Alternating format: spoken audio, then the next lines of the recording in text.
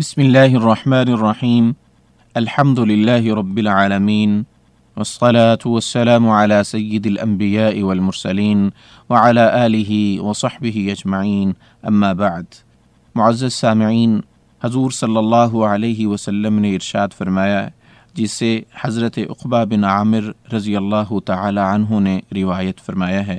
کہ ان اللہ عز وجل يدخل ثلاثة نفر الجنة بالسهم الواحد صانعه يحتصب في صنعته الخير والرامي ومنبله۔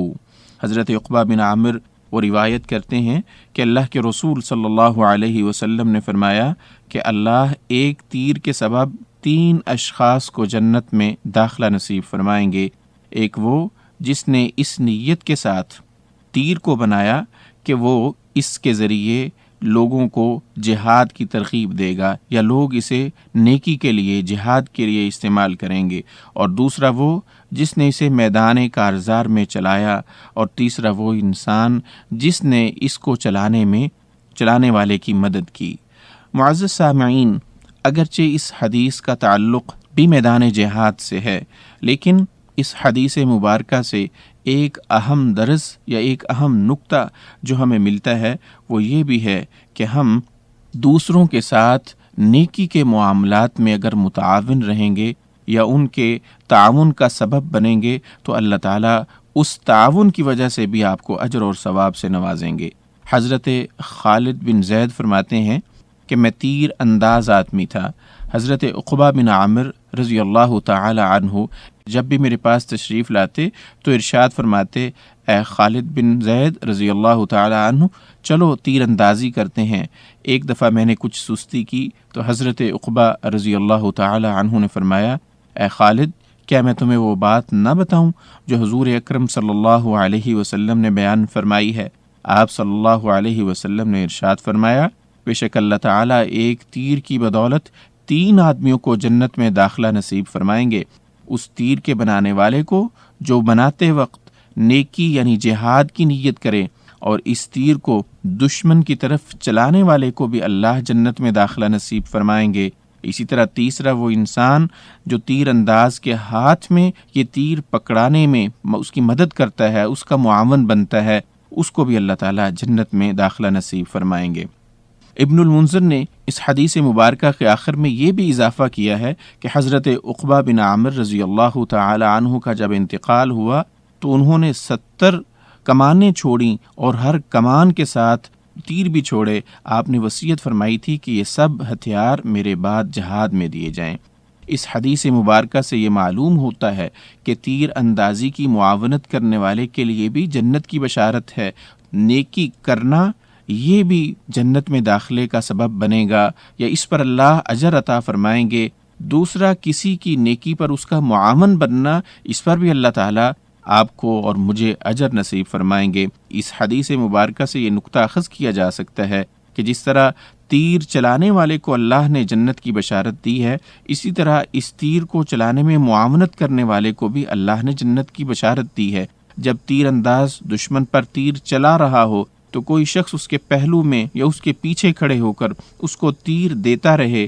ہم آج کے زمانے میں یہ کہہ سکتے ہیں کہ راکٹ لانچر والے کے ساتھ راکٹ دینے والا ایک معاون ہوتا ہے، یا مجاہدین کے ساتھ ان کی بندوقوں کے میگزین بھر کر دینے والے ہوتے ہیں، یا توپچی کو گولے لا کر دینے والے ہوتے ہیں۔ یہ بشارت ان سب کے لیے ہے۔ معزز سامعین، آج جہاد کے موضوع پر گفتگو کرتے ہوئے ہماری زبانیں لڑکھڑانے لگتی ہیں، لیکن حقیقت یہ ہے کہ یہ جہاد دین اسلام کا ایک اہم رکن ہے۔ حضور صلی اللہ علیہ وسلم نے اس کی فضیلت بیان فرمائی ہے، اور اللہ تعالیٰ نے قرآن مجید میں تو اسے ایک اہم تجارت کہا ہے۔ یا ایھا الذین آمنوا هل ادلکم علی تجارۃ تنجیکم من عذاب علیم تؤمنون باللہ ورسولہ وتجاہدون فی سبیل اللہ، یعنی وہ لوگ جو اللہ پر ایمان لاتے ہیں، اس کے رسول پر ایمان رکھتے ہیں، اور اس کے بعد وہ اللہ کی راہ میں جہاد کرتے ہیں اور اپنے نفس کے خلاف بھی جہاد کرتے ہیں، اور لوگوں کو ظلم سے بچانے کے لیے اور اعلاء کلمت اللہ کے لیے، اللہ کے نظام کو قائم کرنے کے لیے بدی کے خلاف، شیطان کے خلاف برسر پیکار رہتے ہیں، اللہ نے اپنی کتاب میں اسے بہترین تجارت کہا ہے، لیکن دوسری طرف اگر ہم اس کا مفہوم مخالف ذکر کریں تو اس سے مراد یہ ہے کہ جو انسان اپنے دل میں یہ جذبہ ہی نہیں رکھتا، یا جس نے کبھی جہاد کی طرف قدم نہ تو خود بڑھائے ہیں، نہ ہی وہ یہ جذبہ رکھتا ہے، بلکہ وہ جہاد کو خدا نخواستہ برا سمجھتا ہے، یا یہ سمجھتا ہے کہ اب جہاد کی ضرورت نہیں ہے، اسے اپنی ایمان کی فکر کرنی چاہیے۔ یہ جو احادیث کا ایک مجموعہ ہمارے سامنے موجود ہے، جس میں ایک ایک لمحے اور ایک ایک مرحلے پر یہ رہنمائی کی گئی ہے اور اس پر اجر اور ثواب کا تذکرہ کیا گیا ہے، اس سے یہی پتہ چلتا ہے کہ انسان کے اندر اس جہاد کے جذبے کا موجود ہونا اس کے ایمان کی علامت ہے۔ هل ادلکم علی تجارۃ تنجیکم من عذاب علیم تؤمنون باللہ ورسولہ وتجاہدون فی سبیل اللہ باموالکم وانفسکم۔ خاص طور پر تیر اندازی اور تیر چلانا، اس کی تو فضیلت احادیث میں موجود ہے، اور اس حدیث مبارکہ میں بھی تیر بنانے والے کی، تیر چلانے والے کی، تیر چلانے پر معاونت کرنے والے ان اشخاص کی فضیلت اور ان کو نبی کریم صلی اللہ علیہ وسلم کی زبان اقدس سے جنت میں داخلے کی بشارت دی گئی ہے۔ خود غزوہ احد کے دن حضور اکرم صلی اللہ علیہ وسلم فرما رہے تھے، سعد رضی اللہ عنہ کو تیر دو، اے سعد رضی اللہ عنہ، میرے ماں باپ تم پر قربان ہوں، تیر مارو۔ حضرت سعد بن ابی وقاص رضی اللہ عنہ بڑے ماہر تیر انداز تھے۔ حضور علیہ الصلاۃ والسلام دوسرے صحابہ کو حکم دے رہے تھے کہ اپنے تیر حضرت سعد کو دو تاکہ وہ ان کا حق ادا کر سکیں۔ معزز سامعین، اس حدیث میں نیکی کے کاموں میں ایک دوسرے کا تعاون کرنے والوں کی بھی فضیلت ہے، اور جو کوئی بھی نیکی کے کام میں شامل ہوگا اللہ سے اجر پائے گا۔ اللہ کی راہ میں لڑنے والے کو سامان فراہم کرنا،